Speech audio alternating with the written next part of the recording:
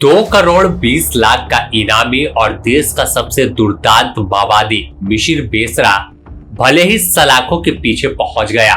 लेकिन अभी भी मिशिर बेसरा के सीने में लाल आतंक और नक्सलवाद से जुड़े कई सवालों की जवाब दफन है, जिसे तलाशने की कोशिश धनबाद पुलिस के साथ साथ झारखंड पुलिस को है। और यही वजह है कि धनबाद पुलिस ने कोर्ट में आवेदन देकर मिशिर बेसरा और उसके अन्य सदस्यों को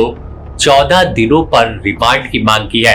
बताया जा रहा है कि कोर्ट ने रिमांड को मंजूरी दे दी, जिसके बाद अब मिशिर बेसरा, मोचो मुर्मू उर्फ मेहनत और गौरव उर्फ वीरेंद्र हासदा को पुलिस 14 दिनों तक रिमांड पर लेकर पूछताछ करेगी और इनके पास जो राज दफन है, जो संगठन की तमाम जानकारी है, उसे जानने की कोशिश तमाम पुलिस अधिकारी करेंगे। अपने आप में यह बड़ी बात है कि देश का सबसे बड़ा माओवादी,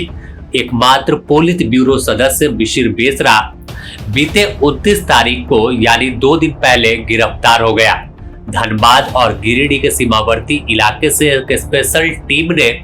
इसे दबोच लिया और आखिरकार तस्वीर सामने आई कई दशक के बाद कि मिशिर बेसरा दिखता कैसा है, आखिर वह कौन है, किस तरह का उसका चेहरा है, जो अब तक 4 दशक से पुलिस को चकमा देता रहा। सारंडा में 5000 फोर्स को चकमा देकर भाग निकला, लेकिन धनबाद पुलिस के इंटेलिजेंस इनपुट और झारखंड में पुलिस मुख्यालय में बैठे तमाम अधिकारियों के साथ साथ सीआरपीएफ और कोबरा ने ऐसा जाल बिछाया जिसमें मिशिर बेसरा आखिरकार फंस गया। उसे उम्मीद नहीं थी कि वह जिस तरह से आम व्यक्ति बनकर एक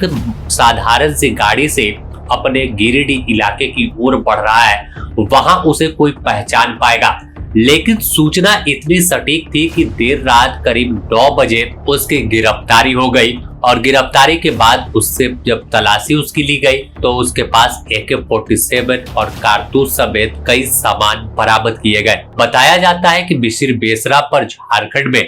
1 करोड़ रुपए और उड़ीसा में 1 करोड़ 20 लाख रुपए का इनाम है, यानी कुल मिलाकर 2 करोड़ 20 लाख रुपए का इनामी मिशिर बेसरा है। और लंबे समय से यह सेंट्रल कमेटी में रहा और फिर इसे पोलित ब्यूरो का जिम्मेवारी दिया गया। पोलित ब्यूरो के पद पर रहते हुए इसने कई बड़ी वारदातों को अंजाम दिया। सैकड़ों जवानों के खून से लाल इसके हाथ है और आखिरकार अब तमाम जब संगठन सक्रिय नहीं रहा,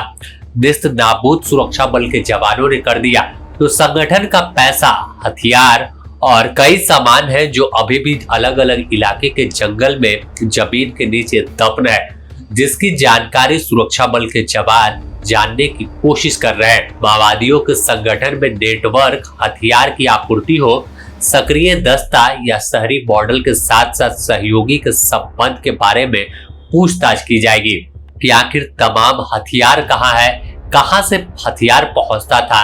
कौन से अभी लोग सक्रिय हैं और कैसे इनका संगठन शहरी इलाकों में एक्टिव था, साथ ही कौन कौन से लोग हैं जो संबंध इनके हैं, यानी जो सहयोग कर रहे थे इतनी टाइट सिक्योरिटी के बावजूद। तो हर सवाल का जवाब तलाशने की कोशिश धनबाद पुलिस और सुरक्षा बल के तमाम जो जवान हैं वो कर रहे हैं। अब देखना होगा कि जब पूछताछ होगी तो क्या कुछ खुलासा होता है। हालांकि पुलिस के रिमांड के बाद झारखंड पुलिस पूछताछ करेगी। इसके अलावा NIA, CRPF, IRB, पश्चिम बंगाल, छत्तीसगढ़ और बिहार पुलिस के साथ साथ उड़ीसा पुलिस भी इन नक्सलियों से पूछताछ कर सकती है, क्योंकि तमाम जगहों पर इस पे 150 से ज्यादा मुकदमे दर्ज है। और जाहिर है कि जिस तरह से यह इतना बड़ा माओवादी है तो इससे कई जानकारी निकलकर सामने आ सकती है, जिससे भविष्य में दोबारा से संगठन खड़ा न हो पाए और आखिरी जड़ जो बची हुई है, कुछ जो नक्सली है, उन्हें भी पूरी तरह से खत्म कर लिया जाए। बता दें कि मिशिर बेसरा और मेहनत उर्फ मोचू की गिरफ्तारी पर